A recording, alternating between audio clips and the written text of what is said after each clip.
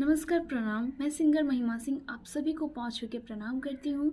और मैं एक बहुत ही खुशी की बात बता दूँ, हमारे बहुत ही अच्छे राइटर, बहुत ही अच्छे सपोर्टर जो कि मुझे बहुत सारे सॉन्ग्स दिए हैं, मेरा बहुत ज़्यादा सपोर्ट करते हैं, सबका करते हैं, स्टार्स को भी बहुत ज़्यादा सॉन्ग्स दिए हैं। वो राइटर मुकेश मिश्रा जी की मैं बात कर रही हूँ। जी हाँ, उनका एक चैनल का ओपनिंग हुआ है, मुकेश मिश्रा गीतकार ऑफिशियल।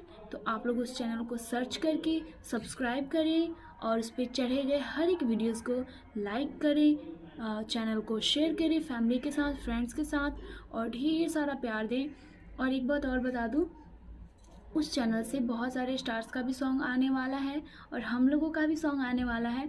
तो आप लोग उसको सब्सक्राइब करके रखे रहें ताकि सॉन्ग आते ही आप लोग के पास नोटिफिकेशन चला जाए। और बस अब क्या कहना, आप लोग जाइए जल्दी से और सब्सक्राइब कर लीजिए। बहुत खुशी होगी मुझे। एंड